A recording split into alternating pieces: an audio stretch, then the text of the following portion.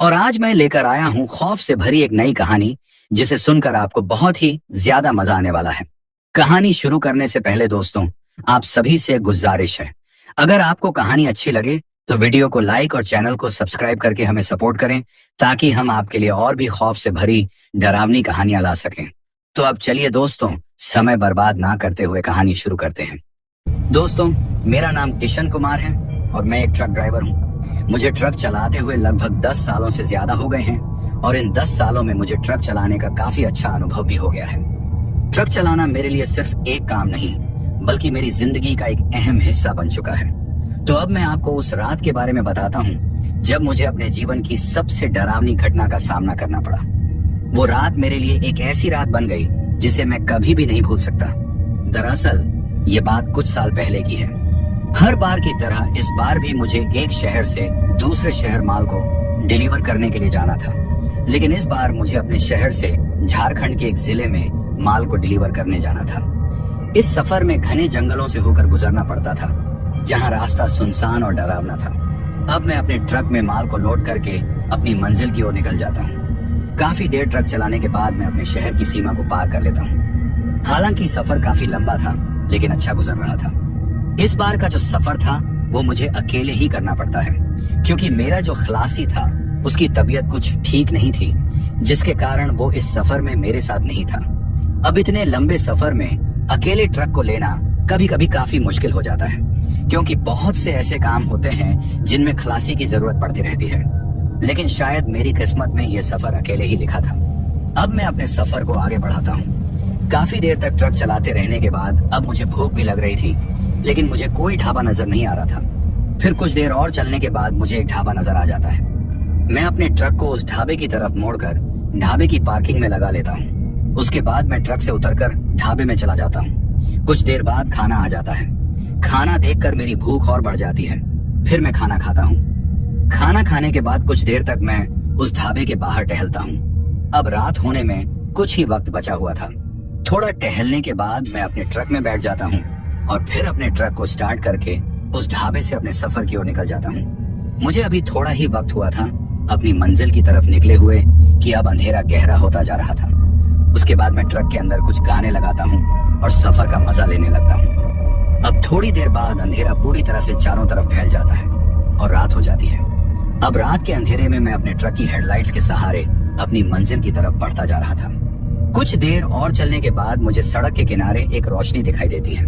थोड़ा पास पहुंचने पर मुझे वो किसी चाय की टपरी लगती है और मेरा शक सही निकलता है। वो चाय की टपरी ही होती है। फिर मैं सोचता हूँ कि रास्ता बहुत लंबा है और पूरी रात मुझे ट्रक चलाना है।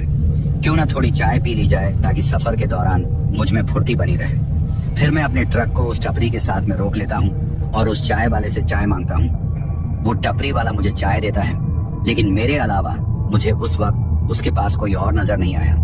लेकिन मैं इस बात को नजरअंदाज करता हूँ और फिर अपनी चाय को पीता हूँ। अभी मैं चाय पी ही रहा था कि वो टपरी वाला मुझसे कहता है, उस्ताद जी, आप किधर जा रहे हो?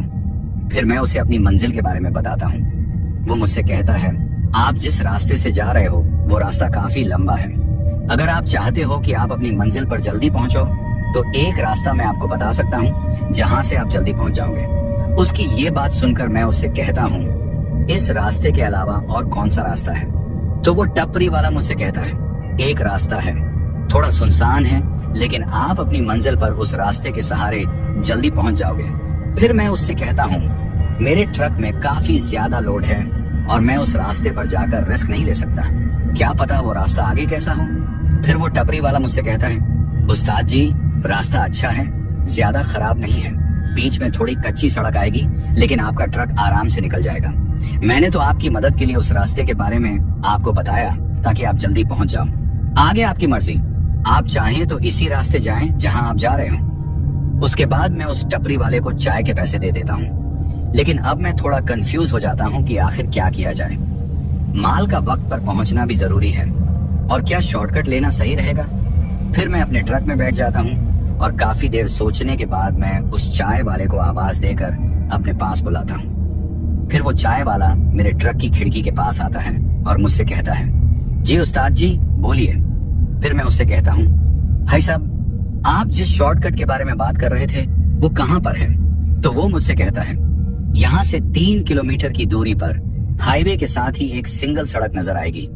आपको उस सड़क पर चले जाना है और ये वही शॉर्टकट रास्ता है जो आपको आपकी मंजिल पर जल्दी से पहुंचाएगा। उसके बाद मैं उस चाय वाले को शुक्रिया कहता हूँ और वहां से निकल जाता हूँ। कुछ देर चलने के बाद मुझे हाईवे के साथ में एक सिंगल रोड दिखती है। फिर मैं अपना ट्रक रोकता हूँ और सोचता हूँ कि शायद यह वही शॉर्टकट है जिसके बारे में उस चाय वाले ने मुझे बताया था। उसके बाद मैं अपने ट्रक को उस शॉर्टकट रास्ते की तरफ मोड़ लेता हूँ। लेकिन जैसे ही मैं उस हाईवे की तरफ मुड़ता हूँ, मुझे उस रास्ते के किनारे एक बोर्ड नजर आता है जिस पर कुछ लिखा होता है, लेकिन काफी पुराना होने की वजह से उस पर जो लिखा हुआ था वो धुंधला हो गया था, जिसकी वजह से वो पढ़ा नहीं जा रहा था। फिर मैंने उसे नजरअंदाज किया और आगे उस रास्ते की तरफ बढ़ गया। अब मैं उस रास्ते पर अपने ट्रक को लेकर आगे बढ़ रहा था। रास्ता बहुत सुनसान लग रहा था। सड़क के दोनों तरफ काला घना जंगल था और सड़क इतनी तंग थी कि मुश्किल से एक ही गाड़ी निकल सके। जैसे जैसे मैं उस रास्ते पर आगे बढ़ रहा था, रास्ता और भी ज्यादा सुनसान और डरावना होता जा रहा था। उस सड़क पर पूरी तरह से सन्नाटा पसरा हुआ था। सिर्फ मेरे ट्रक के इंजन की आवाज उस जंगल के सन्नाटे को थोड़ी देर के लिए तोड़ने की कोशिश कर रही थी। उस रास्ते पर अंधेरा भी बहुत था। सिर्फ मेरे ट्रक की हेडलाइट्स उस घने अंधेरे को चीरती हुई आगे की ओर बढ़ रही थी। उस रास्ते को देखकर मुझे कुछ ठीक नहीं लग रहा था और मैं सोच रहा था कि कहीं मैंने ये शॉर्टकट रास्ता लेकर कोई गलती तो नहीं कर दी। लेकिन अब मैं चाहकर भी कुछ नहीं कर सकता था। पीछे मुड़ना मुमकिन नहीं था क्योंकि सड़क इतनी तंग थी कि ट्रक को वापस मोड़ना लगभग नामुमकिन था। फिर मैंने सोचा कि अब पछताने से कोई फायदा नहीं, मुझे अब चलते रहना है ताकि मैं किसी तरह से अपने ट्रक को मेन हाईवे की दूसरी तरफ पहुंचा सकूं और जल्दी से अपनी मंजिल पर पहुंच जाऊं। काफी देर तक उस सुनसान सड़क पर ट्रक चलाने के बाद मेरा गुस्सा उस चाय वाले पर बढ़ता जा रहा था जिसने मुझे ये शॉर्टकट लेकर फंसा दिया था। मैं सोच रहा था, क्यों उस चाय वाले की बात मान ली, क्यों शॉर्टकट लेने का लालच किया। इतनी देर चलने के बाद भी मैं उस सुनसान सड़क से बाहर नहीं निकल पा रहा था। सड़क के किनारे न कोई गांव न कोई बस्ती, सिर्फ घना जंगल। चारों ओर बस अंधेरा और पेड़ों की सरसराहट। अब मुझे अपने ऊपर भी गुस्सा आ रहा था। मुझे उस चाय वाले की बात नहीं माननी चाहिए थी। मैंने खुद को कोसते हुए ट्रक की रफ्तार बढ़ाई, लेकिन सड़क का कोई अंत नहीं दिख रहा था। डर का माहौल और घना होता जा रहा था। ऐसा लग रहा था मानो कोई छुपकर मुझे देख रहा हो। मेरे हाथ स्टीयरिंग पर पसीने से भीगने लगे थे और दिल की धड़कन तेज हो चुकी थी। लेकिन अब मैं पीछे नहीं हट सकता था। मुझे किसी भी हाल में इस सुनसान सड़क को पार करना था। फिर मैं अपने ट्रक को थोड़ा तेज कर लेता हूँ और कोशिश करता हूँ कि जल्द से जल्द मैं हाईवे पर पहुंच जाऊं। जैसे ही मैंने ट्रक को थोड़ा और आगे बढ़ाया, मेरी नजर सड़क के किनारे खड़े एक बुजुर्ग आदमी पर पड़ती है जो मुझसे लिफ्ट मांग रहा था। उसकी उम्र लगभग 60 से 65 साल के बीच होगी, लेकिन उसकी कद काठी से वो काफी स्वस्थ नजर आ रहा था। वो अपना हाथ उठाकर मुझसे लिफ्ट मांगता है। उसे लिफ्ट मांगते देख मैं सोचता हूँ, इतनी रात को इस सुनसान सड़क पर ये बुजुर्ग आदमी आखिर क्या कर रहा होगा, और क्या इस बुजुर्ग आदमी को लिफ्ट देना ठीक रहेगा? क्योंकि इस सुनसान सड़क पर किसी पर भरोसा करना खतरे से खाली नहीं लग रहा था। उसकी हालत को देखकर ऐसा लग रहा था कि उसे सच में किसी मदद की जरूरत है। फिर मैं सोचने लगा, हो सकता है ये आदमी इसी इलाके का रहने वाला हो और शायद ये मेरी भी मदद कर सके इस रास्ते से बाहर निकलने में। मैंने अपने ट्रक को उसके पास ले जाकर रोका और खिड़की से सिर बाहर निकालकर पूछा, बाबा, आप इतनी रात को यहाँ क्या कर रहे हो? क्या कोई परेशानी हो गई है? बूढ़ा आदमी थकी हुई आवाज में बोला, बेटा, मेरा लड़का शहर में काम करता है। मैं उससे मिलने शहर गया हुआ था। कुछ दिन वहां रुकने के बाद मैं आज वापस आया हूँ। अब शहर से वापस लौटते हुए मुझे देर हो गई और इस तरफ की आखिरी बस भी चली गई। शाम के 5 बजे के बाद इस रास्ते पर गाड़ियां कम चलती हैं, इसलिए मुझे कोई और साधन नहीं मिल पाया। अब मजबूरन मुझे पैदल ही निकलना पड़ा। यहीं थोड़ा आगे मेरा गांव है। अगर तुम मुझे वहां तक छोड़ दोगे तो बड़ी मेहरबानी होगी। उसकी बात सुनकर मैं उससे कहता हूँ कि इसमें मेहरबानी की क्या बात है, आप बैठ जाइए, मैं आपको आपके गांव तक छोड़ देता हूँ। फिर वो बूढ़ा आदमी मेरे ट्रक में चढ़ जाता है और मेरे पास बैठ जाता है। उसके बाद मैंने ट्रक को फिर से चालू किया और वहां से आगे बढ़ने लगा। ट्रक में चढ़ने के बाद वो आदमी पहले तो खामोश रहता है, लेकिन फिर अचानक मुझसे कहता है, बेटा, तुम इतनी रात को कहाँ जा रहे हो? मैं उस बुजुर्ग आदमी को अपनी मंजिल के बारे में बताता हूँ। फिर वो मुझसे पूछता है, तुम इस रास्ते से क्यों जा रहे हो? मैं उसे जवाब देता हूँ, बाबा, यहाँ पीछे एक चाय की टपरी है और वहाँ जो चाय वाला है उसने मुझे बताया कि ये रास्ता शॉर्टकट है और इधर से जाने पर मैं अपनी मंजिल पर जल्दी पहुंच जाऊंगा। मेरी बात सुनकर वो आदमी कुछ देर खामोश रहता है और फिर मुझसे कहता है, अनजान लोगों की बातों पर कभी भरोसा नहीं करना चाहिए। उस आदमी की ये बात सुनकर मैं उससे कहता हूँ, बाबा क्या उसने मुझे ये रास्ता गलत बताया है? फिर वो मुझसे कहता है, नहीं बेटा, रास्ता तो ये सही है लेकिन वक्त सही नहीं है। उसकी ये बात सुनकर मुझे और अजीब लगता है, लेकिन मैं इस बात पर ज्यादा ध्यान न देकर उसे कहता हूँ, बाबा मैं पिछले 2 घंटे से इस रास्ते पर चल रहा हूँ, ये रास्ता खत्म ही नहीं हो रहा। आप तो यहीं के हो, आपको तो पता ही होगा कि अभी मुझे कितना वक्त लगेगा मेन हाईवे तक पहुंचने में। मेरी बात सुनकर वो आदमी मुझसे कहता है, अभी तुम्हें 1 घंटा और लगेगा इस रास्ते को पार करते। उसकी ये बात सुनकर मुझे फिर से अपने आप पर गुस्सा आता है और मैं सोचता हूँ, आखिर मैंने क्यों उस चाय वाले की बात पर यकीन किया और इस रास्ते पर आया। अब मैं ट्रक की स्पीड को थोड़ा और तेज करता हूँ ताकि जितनी जल्दी हो सके मैं उस रास्ते को पार कर सकूं। उसके बाद हम दोनों ट्रक में बातें करते हैं। फिर मैं उस आदमी से पूछता हूँ, बाबा आप इस उम्र में भी इतना पैदल कैसे चल लेते हो, जबकि मुझे हाईवे से उस रास्ते तक पहुंचने में काफी वक्त लग गया था जहां पर आप मुझे मिले थे। तो वो आदमी मुझसे कहता है, मैं एक रिटायर्ड फौजी हूँ और चलने की आदत तो मुझे पहले की ही है। फिर मैं उस आदमी से कहता हूँ कि ये तो मेरे लिए एक गर्व की बात है जो मुझे आपके साथ सफर करने का मौका मिला। उसके बाद वो आदमी मुझे अपने फौज के किस्से सुनाता है जो उसने अपनी ड्यूटी के वक्त में किए थे। फिर हम दोनों काफी बातें करते हैं। अब कुछ देर तक बातें करने के बाद उस आदमी की मंजिल आ जाती है, मतलब उसका गांव आ जाता है। फिर वो मुझसे कहता है, तुमसे मिलकर अच्छा लगा और तुम्हारे साथ सफर का पता ही नहीं चला। मैं भी उस आदमी से कहता हूँ, बाबा मुझे भी आपके साथ बहुत मजा आया सफर के दौरान। उसके बाद वो आदमी मुझसे कहता है, बेटा मेरी एक बात मानोगे? तो मैं उस आदमी से कहता हूँ, हाँ बाबा जरूर मानूंगा, बोलिए। वो आदमी मुझसे कहता है, बेटा मेरा गांव यहीं पास में है, एक काम करो, आज की रात यहीं रुक जाओ, सुबह होते ही निकल जाना। फिर मैं उस आदमी से कहता हूँ कि बाबा मुझे कल ये माल हर हाल में डिलीवर करना है और मेरा जाना जरूरी है, आज मैं चाहकर भी रुक नहीं सकता। मेरी बात सुनकर वो आदमी मुझसे कहता है कि मैं हर किसी को बैठने के लिए नहीं बोलता, तुम एक अच्छे इंसान हो और मेरे बेटे की उम्र के भी हो, मेरी बात मानो, आज की रात रुक जाओ, सुबह चले जाना। उस आदमी के बार बार बोलने पर भी मैं उसको मना कर देता हूँ और कहता हूँ कि बाबा मेरी मजबूरी को समझो और मुझे जाने दो, क्योंकि मुझे कल सुबह टाइम पर पहुंचना जरूरी है। अगर मुझे ये माल न पहुंचाना होता तो मैं जरूर आज रात रुक जाता, लेकिन आज मैं रुक नहीं सकता। उसके बाद वो आदमी मान जाता है, लेकिन ट्रक में उतरने से पहले मुझसे कहता है, बेटा मेरी बात को ध्यान से सुनो, अब तुम्हें मेन हाईवे तक पहुंचने में आधा घंटा लगेगा, लेकिन इस आधे घंटे को कम समझने की गलती मत करना। उसकी बात सुनकर मुझे अजीब लगा और मैं उस आदमी से कहता हूँ, बाबा आप ऐसा क्यों बोल रहे हो कि आधे घंटे को कम मत समझना? फिर वो आदमी मुझसे कहता है, इस बात पर ज्यादा मत सोचो और मेरी बात को ध्यान से सुनो। रास्ते में कुछ भी हो जाए, किसी को लिफ्ट मत देना और चाह कर भी अब इस रास्ते पर ट्रक को मत रोकना, और अगर किसी इमरजेंसी के चलते रुकना भी पड़े तो गलती से भी ट्रक से बाहर मत निकलना। फिर मैं उस आदमी से पूछता हूँ, बाबा आखिर ऐसा क्या है आगे जो आप मुझे ये सब बता रहे हो? लेकिन वो आदमी मुझसे सिर्फ इतना कहता है, जितना तुमको बोला गया है वो सब याद रखना। उसके बाद वो आदमी मेरे ट्रक से उतर जाता है। फिर मैं अपने ट्रक को आगे की ओर बढ़ा लेता हूँ, लेकिन अब मैं थोड़ा बेचैन हो जाता हूँ और सोचता हूँ कि आखिर उस आदमी ने मुझे ऐसा क्यों बोला कि आधे घंटे को कम मत समझना, लिफ्ट मत देना, रुकना मत।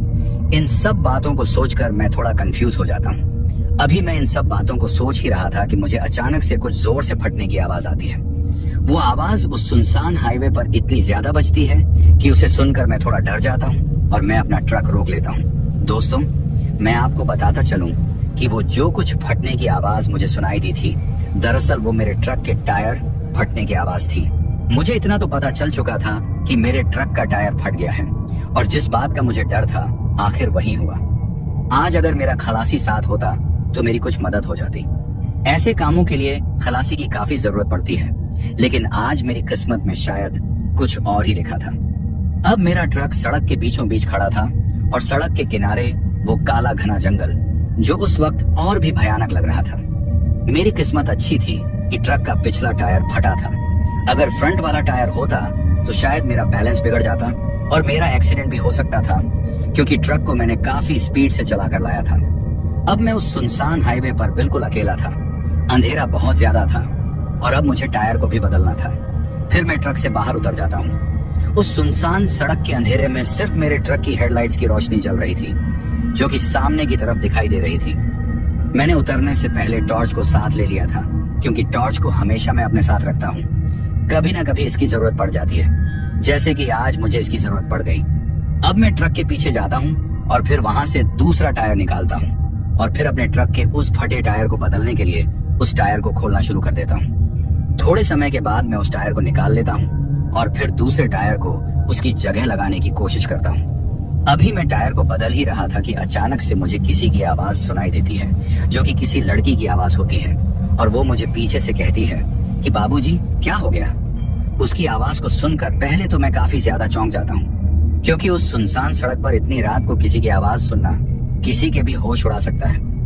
लेकिन फिर मैं खुद को संभाल कर पीछे की ओर देखता हूँ तो मुझे एक लड़की नजर आती है, जो कि देखने में काफी सुंदर होती है। उसकी उम्र यही कोई 20 से 22 साल तक होती है और वो मुझसे कहती है कि बाबूजी क्या हो गया, आप कुछ परेशान लग रहे हो। उसकी बात सुनकर पहले तो मैं काफी हैरान हो जाता हूँ और सोचता हूँ कि इतनी रात को इस सुनसान सड़क पर ये लड़की कौन है, और वो भी अकेले जंगल के बीचों बीच इस सड़क पर क्या कर रही है। अभी मैं ये सोच ही रहा था कि वो लड़की एक बार फिर मुझसे पूछती है कि बाबूजी किधर खो गए हो। उसकी बात सुनकर मैं उस लड़की से पूछता हूँ कि तुम कौन हो और इतनी रात को इस वक्त यहाँ क्या कर रही हो। तो मेरी बात को सुनकर वो मुझसे कहती है कि बाबूजी मैं यहीं पास वाले गांव से हूँ और मैं रोज सब्जी बेचने के लिए पीछे वाले कुछ गांव में जाती हूँ। आज मुझे काफी ज्यादा देर हो गई है, जिसके कारण मुझे रात हो गई। अब मैं अपने गांव की तरफ ही जा रही थी कि मैंने आपके ट्रक की रोशनी को देखा और सोचा शायद किसी को मदद की जरूरत हो। तो मैं उससे कहता हूँ कि तुम क्या मदद करोगी मेरी। लेकिन इस बार मेरे पूछने पर उस लड़की ने कोई जवाब नहीं दिया। फिर मैंने उसको नजरअंदाज किया और अपने ट्रक के टायर को बदलने लगा। अब कुछ देर बाद मैंने अपने ट्रक का टायर बदल दिया और फिर मैं अपने ट्रक की खिड़की को खोलकर ऊपर चढ़ जाता हूँ। उसके बाद मैं अपने ट्रक की ड्राइविंग सीट पर बैठ जाता हूँ। लेकिन वो लड़की अभी भी उसी जगह खड़ी होकर मेरी तरफ ही देख रही थी। उसको ऐसा खड़ा देखकर मुझे अजीब लगता है और मैं सोचता हूँ कि बड़ी अजीब लड़की है, अभी तक यहीं खड़ी है। लेकिन मैं इस बार फिर उसे नजरअंदाज करके अपने ट्रक को स्टार्ट करता हूँ। अब मैं जैसे ही अपने ट्रक को स्टार्ट करता हूँ, ट्रक हल्की सी आवाज के साथ बंद हो जाता है। मैं फिर से कोशिश करता हूँ, लेकिन इस बार भी ट्रक स्टार्ट नहीं होता। ये सब देखकर मुझे काफी हैरानी होती है, क्योंकि अब तक तो मेरे ट्रक में कोई प्रॉब्लम नहीं आई थी। तो अब इसे क्या हो गया। मैं एक बार फिर से ट्रक को स्टार्ट करने की कोशिश करता हूँ, लेकिन इस बार भी वही होता है। मुझे बार बार ट्रक को स्टार्ट करते देखकर वो लड़की मेरे खिड़की के पास आ जाती है और कहती है कि बाबूजी अब क्या हो गया। तो मैं उससे कहता हूँ कि पता नहीं क्या हो गया है, ट्रक स्टार्ट ही नहीं हो रहा। तो वो लड़की मुझसे कहती है कि कोई बात नहीं बाबूजी, अगर आपका ट्रक स्टार्ट नहीं हो रहा तो आप आज की रात हमारे घर चल सकते हो। वहां आराम करो और सुबह अपने ट्रक का काम करवा के निकल जाना। उसकी बात सुनकर मैं उससे कहता हूँ कि तुम्हारे गांव में क्या कोई मैकेनिक होगा। तो वो लड़की मुझसे कहती है कि हाँ बाबूजी, एक मैकेनिक है जो आपकी मदद कर सकता है, लेकिन इस वक्त तो काफी रात हो गई है, आप मेरे साथ हमारे घर चलो। सुबह मैं उसको बोल दूंगी और वो आपकी मदद भी कर लेगा। उसकी बात सुनकर मैं थोड़ा सोचता हूँ कि रात भी काफी हो गई है और इस सुनसान सड़क पर रुकना भी खतरे से खाली नहीं है, तो क्यों ना इस लड़की के घर ही चला जाऊं। जब ये इतना बोल ही रही है तो चला जाता हूँ और सुबह वहां से मुझे मैकेनिक भी मिल जाएगा। कुछ देर सोचने के बाद मैं उस लड़की के साथ चलने के लिए तैयार हो जाता हूँ और मैं उससे कहता हूँ कि ठीक है, मैं तुम्हारे साथ चलूंगा, लेकिन तुम्हारा गांव कितनी दूर है। तो वो लड़की मुझसे कहती है मेरा गांव इस सड़क से नीचे की ओर थोड़ी दूरी पर है, यहाँ से 5 से 10 मिनट लगेंगे और हम पहुंच जाएंगे। आप चिंता मत कीजिए, ज्यादा दूर नहीं है, बस थोड़ा सा जंगल पार करते ही हम गांव तक पहुंच जाएंगे। उसकी बात सुनकर मैं सोचता हूँ कि क्या मुझे इस लड़की पर यकीन करना चाहिए, क्योंकि पीछे जो आदमी मुझे मिला था, जिसे मैंने लिफ्ट दी थी, उसने मुझसे कहा था कि हमें किसी भी अनजान की बातों पर विश्वास नहीं करना चाहिए, और उसने मुझे इस रास्ते पर रुकने से भी मना किया था। लेकिन ट्रक के टायर फटने की वजह से मुझे रुकना पड़ा। अभी मैं ये सोच ही रहा था कि वो लड़की मुझसे कहती है बाबूजी क्या सोच रहे हो। तो मैं उसे कहता हूँ कुछ नहीं, बस ऐसे ही सोच रहा था कि इस सुनसान रास्ते पर इस तरह माल से भरे ट्रक को खड़ा करना क्या सही रहेगा। मेरी बात सुनकर वो लड़की मुझसे कहती है आप बिल्कुल भी चिंता मत करो, आपके ट्रक को कुछ नहीं होगा। वैसे भी अब रात काफी हो गई है और इतनी रात को इस सड़क पर कोई नहीं चलता। उसकी ये बात सुनकर मैं उससे कहता हूँ तुम ऐसा क्यों बोल रही हो कि इस रास्ते पर रात को कोई नहीं चलता? क्या ये रास्ता मेन हाईवे पर जाकर नहीं मिलता? मेरी बात सुनकर पहले तो वो चुप रहती है, लेकिन फिर अचानक से सोच कर कहती है, नहीं बाबूजी, ऐसा नहीं है। ये सड़क मेन हाईवे से मिलती है, लेकिन रास्ता थोड़ा सुनसान होने की वजह से लोग रात के वक्त इस तरफ कम सफर करते हैं। उसकी बात सुनकर ऐसा लग रहा था कि जैसे वो मुझसे कुछ छुपाने की कोशिश कर रही हो, लेकिन मैं इस बात पर ज्यादा ध्यान न देकर उसकी बात पर यकीन कर लेता हूँ और उसके साथ चलने के लिए तैयार हो जाता हूँ। अब मैं उस लड़की के साथ उसके गांव की तरफ निकल जाता हूँ। हम दोनों उस सड़क से नीचे की ओर बने पुराने रास्ते पर चलने लगते हैं। उस गांव की ओर जाने वाला रास्ता कच्चा था और पूरा रास्ता जंगल के बीच से होकर गुजरता था। अब हमें उस रास्ते पर चलते हुए 10 मिनट से ज्यादा हो गए थे, लेकिन गांव कहीं भी नजर नहीं आ रहा था। मुझे कुछ ठीक नहीं लग रहा था और मैं सोच रहा था कि कहीं मैंने इस लड़की पर विश्वास करके कोई गलती तो नहीं कर दी। अब तो मुझे इस लड़की के साथ इस रास्ते पर चलते हुए काफी देर हो चुकी थी, लेकिन गांव का तो कहीं भी नामो निशान नहीं दिख रहा था। अब मेरी बेचैनी थोड़ी बढ़ जाती है और मैं उस लड़की से पूछता हूँ, तुमने तो मुझसे कहा था कि तुम्हारा गांव सड़क से थोड़ी दूरी पर है और अब हमें चलते हुए 10 मिनट से ज्यादा का वक्त हो गया है, लेकिन तुम्हारा गांव तो मुझे अभी तक नजर नहीं आ रहा। इस जंगल को देखकर तो लग रहा है कि यहाँ कोई गांव ही नहीं होगा। तो वो लड़की थोड़ा मुस्कुराकर कहती है, बाबूजी, आप ऐसे ही डर रहे हो, आप चिंता मत करो और मेरे पीछे पीछे चलते रहो। उसकी बात सुनकर मैं सोचता हूँ कि जब इतनी दूर तक आ ही गया हूँ तो थोड़ा और चल लेता हूँ। अब 5 मिनट का और सफर करने के बाद मुझे जंगल के बीचों बीच एक गांव नजर आता है, जिसे देखकर मैं सोचता हूँ कि इतने घने जंगल के बीचों बीच ये गांव कैसे बसा हुआ है। जिस रास्ते से हम अभी आए थे उसे देखकर तो नहीं लगता था कि इस तरफ लोगों की आवाजाही होगी। फिर मैं इस बात को नजरअंदाज करते हुए गांव के करीब पहुंचता हूँ। उस गांव का माहौल अजीब सा लगने लगता है। चारों तरफ घना सन्नाटा था, बस पेड़ों की शाखाओं से हवा के टकराने की आवाज सुनाई दे रही थी। गांव के घर मिट्टी के बने हुए थे, लेकिन उनमें से ज्यादातर टूटे फूटे और वीरान नजर आ रहे थे। उस गांव को देखकर ऐसा लग रहा था जैसे यहाँ रहने वाले लोग इस गांव को छोड़कर चले गए हों, क्योंकि उस गांव की हालत देखकर कोई कह ही नहीं सकता था कि यहाँ लोग रहते होंगे। ये सब नजारा देखकर मैं उस लड़की से कहता हूँ, यहाँ कोई रहता भी है या ये गांव ऐसे ही सुनसान रहता है? तो वो लड़की मुझसे कहती है, बाबूजी, यहाँ बहुत कम लोग रहते हैं और जो रहते भी हैं वो काफी गरीब हैं। बड़ी मुश्किल से वो लोग अपने घर का गुजारा कर पाते हैं। उनके पास इतना पैसा भी नहीं है कि अपने घर की मरम्मत करवा सकें। उसकी बात सुनकर मुझे थोड़ा अजीब लगता है, क्योंकि उस गांव को देखकर तो ऐसा नहीं लग रहा था जैसा वो लड़की मुझसे कह रही थी। लेकिन मैं इस बात को ज्यादा न सोचकर उसके पीछे पीछे चलता रहता हूँ। फिर वो लड़की एक घर के सामने रुक जाती है। वो घर गांव के थोड़ा ऊपर की तरफ था। रुकने के बाद वो मुझसे कहती है, बाबूजी, ये मेरा घर है, मैं यहीं रहती हूँ। उसके बाद वो लड़की दरवाजा खोलती है और मुझे अंदर आने के लिए कहती है। फिर मैं उस घर के अंदर चला जाता हूँ। जिस घर के अंदर मैं गया था वो घर भी काफी पुराना दिख रहा था, लेकिन गांव में दूसरे घरों से थोड़ा अच्छा था। उस घर में थोड़ी देर बैठने के बाद वो लड़की मुझसे कहती है, बाबूजी, आप हाथ धो लो, मैं आपके लिए खाना लगाती हूँ। उसके बाद मैं हाथ धोकर खाना खाने के लिए बैठ जाता हूँ और फिर वो लड़की मुझे खाना देती है। फिर मैं खाना खाता हूँ। अब खाना खाते खाते मैं उस लड़की से पूछता हूँ, क्या तुम इस घर में अकेली रहती हो? तुम्हारे घर पर मुझे और कोई क्यों नजर नहीं आ रहा? तो वो लड़की मुझसे कहती है, बाबूजी, ऐसा नहीं है, मैं यहाँ अकेली नहीं रहती, मेरे साथ मेरी माँ भी रहती है। फिर मैं उसे कहता हूँ, मुझे यहाँ तुम्हारी माँ नजर नहीं आ रही, वो कहाँ है, दिखाई क्यों नहीं दे रही? तो वो लड़की मुझसे कहती है, मेरी माँ की तबीयत ठीक नहीं है, वो पिछले 2-3 दिन से बीमार हैं और वो यहीं दूसरे कमरे में आराम कर रही हैं। उसके बाद मैं अपना खाना खत्म कर लेता हूँ और कुछ देर बाद उस लड़की से कहता हूँ, क्या तुम मुझे अपनी माँ से मिलवाओगी नहीं? मैं उनसे मिलना चाहता हूँ ताकि उनकी तबीयत के बारे में उनसे पूछ सकूं कि अब वो कैसी हैं। मेरी बात को सुनकर वो लड़की पहले तो कुछ सोचती है और फिर मुझसे कहती है, बाबूजी, इस वक्त वो आराम कर रही होंगी और उनकी नींद को खराब करना ठीक नहीं रहेगा। मैं आपको सुबह उनसे मिलवा दूंगी, आप सुबह आराम से मिल लेना और उनकी तबीयत के बारे में भी पूछ लेना। उसके ऐसा कहने पर मुझे ऐसा लगता है जैसे वो मुझसे कुछ छुपा रही है, लेकिन फिर मैं सोचता हूँ कि क्या पता वो ठीक बोल रही हो सकता है कि वो आराम कर रही होंगी। मैं अभी ये सोच ही रहा था कि वो लड़की मुझसे कहती है, बाबूजी, आप कमरे में चलकर आराम कर लीजिए, सुबह आपको जल्दी भी तो निकलना है। उसके बाद वो मुझे कमरे में ले जाती है और मुझसे कहती है, बाबूजी, अब आप आराम कर लीजिए और अगर आपको किसी चीज की जरूरत पड़े तो मुझे आवाज दे देना। फिर मैं उससे कहता हूँ, कोई बात नहीं, अगर मुझे जरूरत पड़ेगी तो बता दूंगा। उसके बाद वो लड़की वहां से चली जाती है। अब मैं उस कमरे में आराम करने के लिए अपने बिस्तर पर लेट जाता हूँ और थोड़ी देर बाद मुझे नींद आ जाती है। अभी मुझे नींद किए हुए थोड़ा ही वक्त हुआ था कि मेरे कानों में कुछ आवाज आती है, जिसकी वजह से मेरी नींद टूट जाती है और मैं अपनी आंखें खोल लेता हूँ। वो आवाज सुनने में ऐसी लग रही थी जैसे कोई लकड़ी काट रहा हो। फिर मैं सोचता हूँ कि इतनी रात को लकड़ी कौन काटेगा। मुझे कुछ समझ नहीं आ रहा था। फिर मैं अपने बिस्तर से उठ जाता हूँ और अपने कमरे से बाहर की तरफ निकलता हूँ। मैं ये जानना चाहता था कि ये आवाज कहाँ से आ रही है।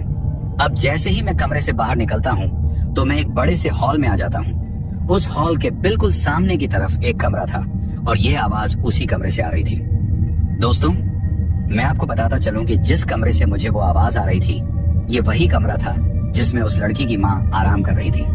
अब उस कमरे की तरफ देखकर मैं सोचता हूँ कि इतनी रात को आखिर इस कमरे से ये कैसी आवाज आ रही है, जबकि उस लड़की ने तो कहा था कि यहाँ उसकी माँ आराम कर रही है और वो बीमार है।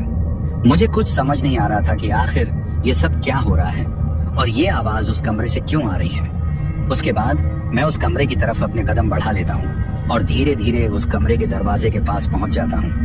पहुंचने के बाद मैं उस दरवाजे से अपना कान लगाकर सुनने की कोशिश करता हूँ। तभी मुझे किसी औरत के हंसने की आवाज सुनाई देती है। फिर कुछ देर बाद मुझे उस लड़की की भी हंसी सुनाई देती है जिस लड़की के साथ मैं इस घर में आया था।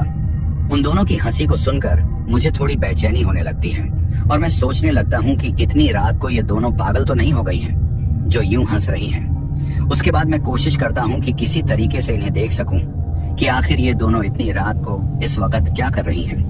दरवाजा अंदर से बंद था और मैं नहीं चाहता था कि वो मुझे देख लें। फिर मैं दरवाजे को अच्छे से चेक करता हूँ कि कहीं कोई छेद मिल जाए जिसकी मदद से मैं अंदर देख सकूं कि ये दोनों इतनी रात को क्या कर रही हैं। थोड़ा ढूंढने के बाद मुझे उस दरवाजे में एक छोटा सा छेद नजर आ जाता है। छेद थोड़ा छोटा था लेकिन उसके आर पार देखा जा सकता था। अब मैं ज्यादा देर न लगाकर उस दरवाजे के छेद से अंदर की ओर देखता हूँ और फिर जो मैं देखता हूँ उसे देखकर मेरी आंखें फटी की फटी रह जाती हैं और मेरी हालत खराब हो जाती है। अंदर का नजारा कुछ ऐसा था जो मैंने कभी सपने में भी नहीं सोचा था। दरअसल जब मैंने उस छेद से अंदर की ओर देखा तो मैं देखता हूँ कि एक बूढ़ी औरत जो कि देखने में काफी खूंखार लग रही थी, उसके चेहरे पर काफी ज्यादा झुर्रियां दिखाई दे रही थी। उसकी आंखें इतनी भयानक दिख रही थी कि उन्हें देखकर कोई भी डर जाए। ऐसा लग रहा था जैसे उसकी आंखों की जगह किसी ने जलते हुए अंगारे रख दिए हों। उसके बड़े बड़े दांत जो कि मुंह से बाहर की ओर दिखाई दे रहे थे और उसके नाखून लंबे और तेज दिख रहे थे। लंबे लंबे सफेद बालों के साथ वो और भी डरावनी दिख रही थी। उसे देखकर किसी की भी रूह कांप जाए और वो मुझे किसी का कच्चा मांस खाते हुए दिखाई दे रही थी। मुझे तो वो एक चुड़ैल लग रही थी। उसके बाद मैंने अपनी नजर को थोड़ा साइड की ओर किया और उसे देखकर मैं और भी ज्यादा डर जाता हूँ। दरअसल मैं देखता हूँ कि उस बूढ़ी चुड़ैल के साइड में एक मरा हुआ आदमी पड़ा हुआ है।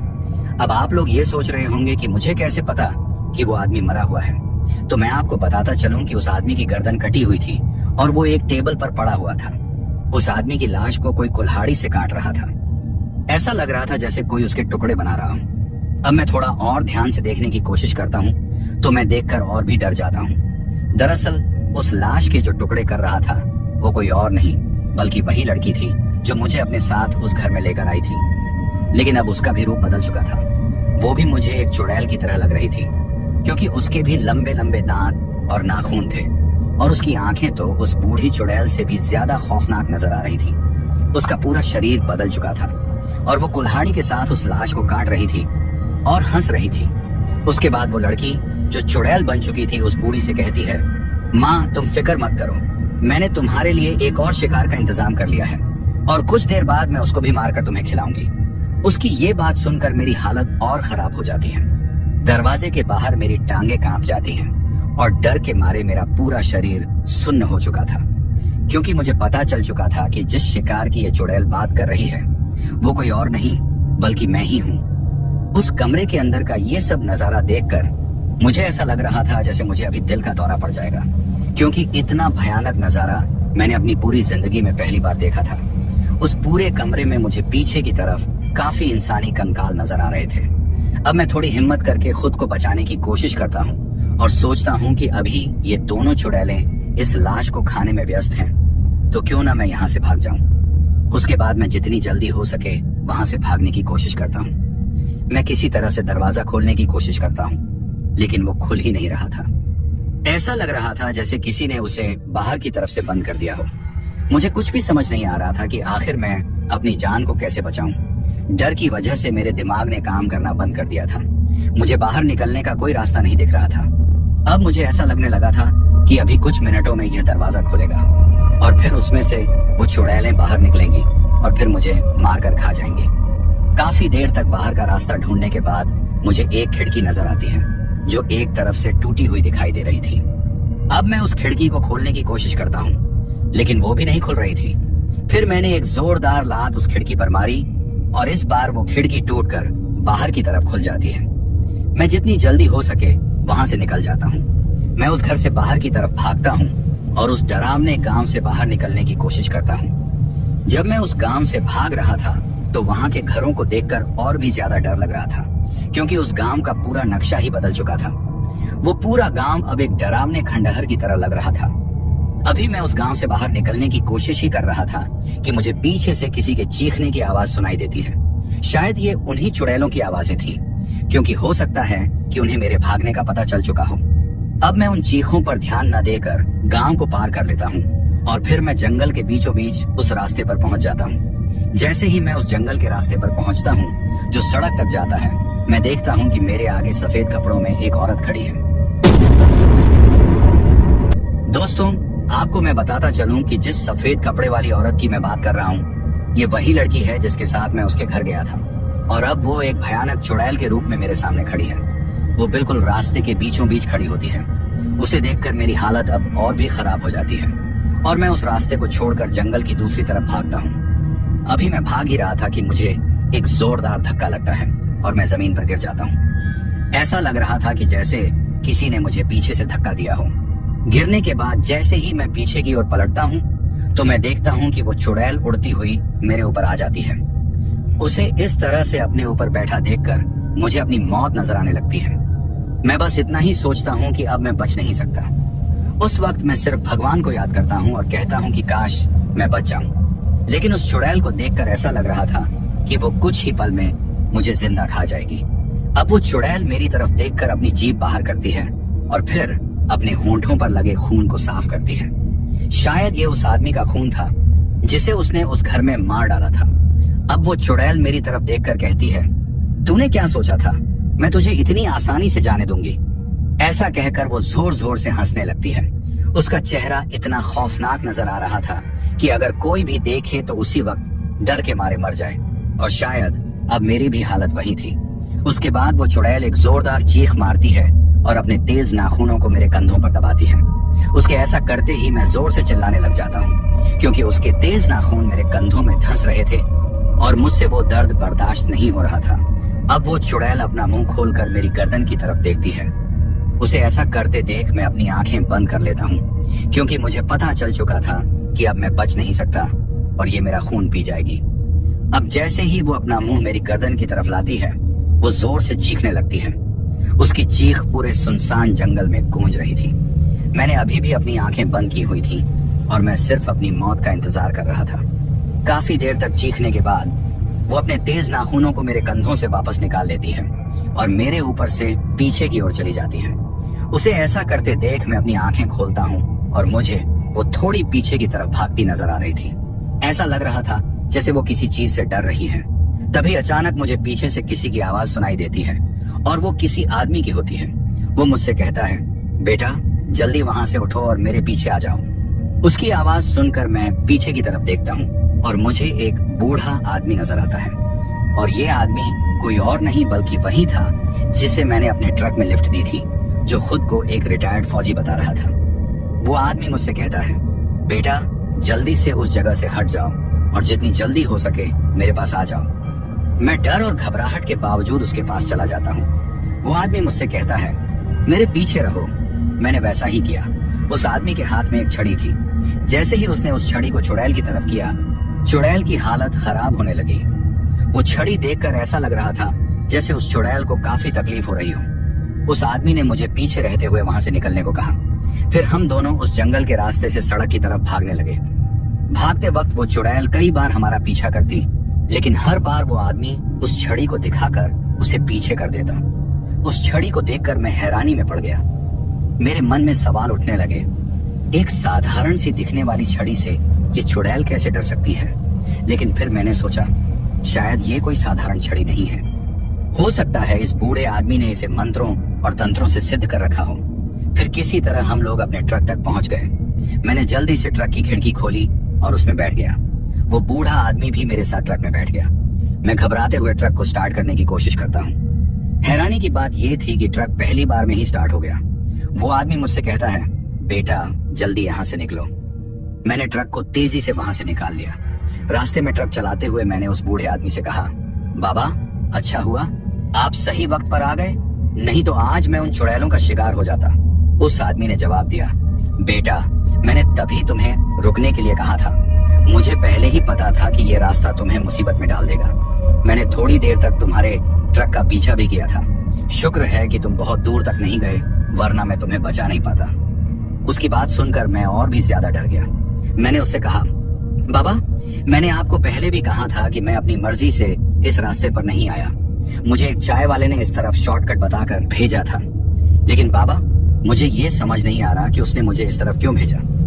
ये सुनकर वो बूढ़ा आदमी हल्का सा मुस्कुराया और फिर बोला, जिस चाय वाले की तुम बात कर रहे हो उसकी मौत 3 साल पहले एक सड़क हादसे में हो चुकी है।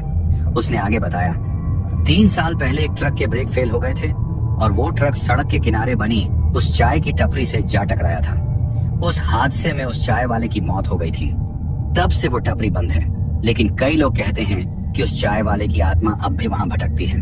अपनी मौत का बदला लेने के लिए वो ट्रक ड्राइवरों को इस तरफ भेजता है ताकि वो लोग आगे जाकर उन चुड़ैलों का शिकार बन जाएं। उसकी ये बात सुनकर मेरी रूह कांप जाती है।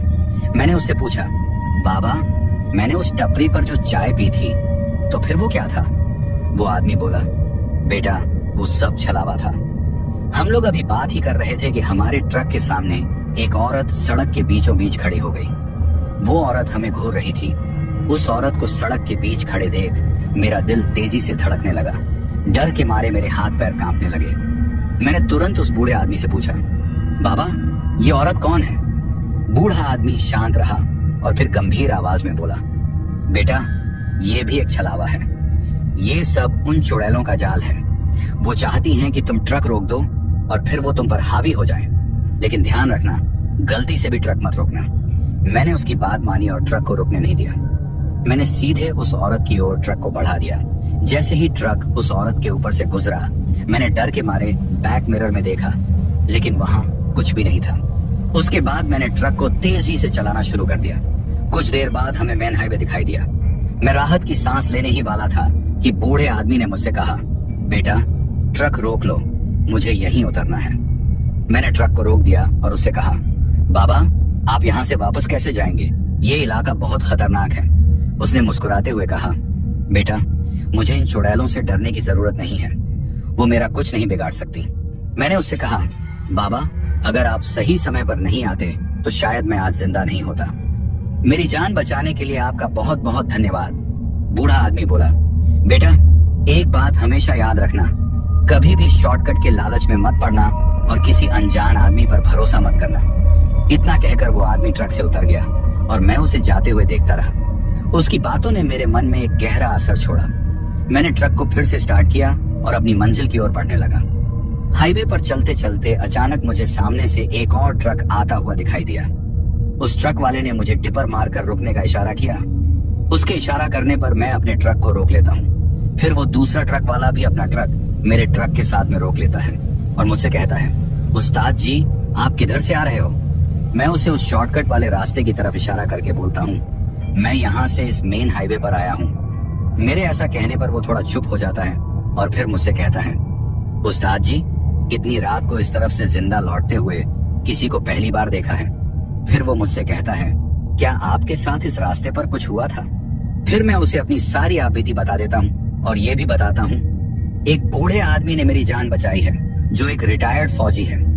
मेरी ये बात सुनकर वो थोड़ा हैरान हो जाता है और फिर मुझसे कहता है, उस्ताद जी शायद आपको पता नहीं, जिस बूढ़े आदमी की आप बात कर रहे हो उससे मरे हुए कई साल हो गए हैं। उस बूढ़े आदमी की आत्मा आज भी इस तरफ से भटकते लोगों की मदद करती है। फिर वो ड्राइवर मुझसे कहता है, उस बूढ़े आदमी की आत्मा ने बहुत से लोगों को उन चुड़ैलों से बचाया है। उसकी बात सुनकर मैं फिर से डर जाता हूँ और सोचता हूँ कि आखिर मैं यकीन करूंगी तो किस पर करूं? क्या वो बूढ़ा आदमी सच में एक आत्मा था? इसके बाद वो ड्राइवर मुझसे कहता है, उस्ताद जी, आपको इस सड़क पर आने से पहले वहां लगा बोर्ड देख लेना चाहिए था। उस बोर्ड पर चेतावनी भी लिखी थी। उसकी बात सुनकर मैं उससे कहता हूँ, मैंने उस बोर्ड को देखा था, लेकिन जो भी उस पर लिखा हुआ था सब धुंधला हो गया था। इसके बाद वो ड्राइवर मुझसे कहता है, किस्मत अच्छी थी आपकी जो बच गए, दोबारा ख्याल रखना। ये कहकर वो वहां से अपने ट्रक को लेकर निकल जाता है। फिर मैं भी अपने ट्रक को आगे की ओर बढ़ा लेता हूँ, लेकिन ट्रक चलाते चलाते मैं सोचता हूँ, आखिर मेरे साथ आज हुआ क्या? और क्या सच में वो आदमी भी आत्मा था? फिर मैं इस बात पर यकीन करने लगता हूँ, क्योंकि उस सड़क के बीच में उस आदमी का लिफ्ट मांगना और फिर सही वक्त पर उस जगह पहुंच जाना जहां उस चुड़ैल ने मुझे लगभग मार ही दिया था। और मैं ये भी सोचता हूँ कि उसकी छड़ी से उस चुड़ैल का डर जाना। अब मुझे सब समझ आ गया था कि वो बूढ़ा आदमी सच में एक आत्मा था। जो भी हो, आज अगर मैं जिंदा हूं तो सिर्फ उस बूढ़े आदमी की वजह से। इसके बाद मैंने कभी किसी शॉर्टकट रास्ते पर जाने की हिम्मत नहीं की और कसम खा ली कि चाहे कुछ भी हो, कभी शॉर्टकट का लालच नहीं करूंगा। तो दोस्तों, कैसी लगी हमारी ये कहानी? अगर आपको ये कहानी पसंद आई हो तो वीडियो को लाइक और चैनल को सब्सक्राइब करें ताकि और भी डरावनी कहानियां आप तक पहुंच सकें।